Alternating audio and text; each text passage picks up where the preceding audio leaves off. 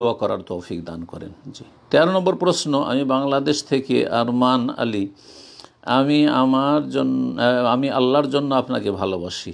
ওস্তাদজি, একটা বিষয় নিয়ে কনফিউজ। কাপড়ে রক্ত ভিজা থাকলে বা রক্ত শুকায় গেলে ওটা পরে কি সলাৎ হবে?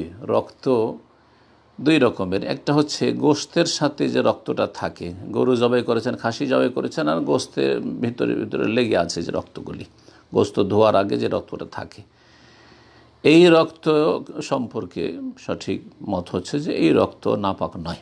জি হ্যাঁ, দামে গায়ের মাসবুফু, যেটা প্রবাহিত রক্ত নয়।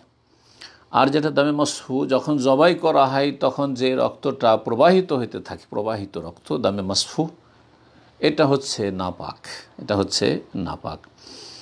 এইরকমই মানুষের রক্ত আপনার কোনো জায়গায় যদি কেটে যায়, যে রক্ত প্রবাহিত হচ্ছে, এই রক্ত হচ্ছে নাপাক। সুতরাং রক্ত এখানে স্পষ্ট করেননি যে কিসের রক্ত। যাই হোক, রক্ত যদি কাপড়ে লেগে থাকে সেটা শুকিয়ে গেলেও নাপাক, আর ভিজা থাকলেও সেটা হচ্ছে নাপাক। সুতরাং কাপড় ধুয়ে নেবেন, আর ধুয়ে নেওয়ার পরে ভিজে থাকলে কোনো অসুবিধা নেই। জি।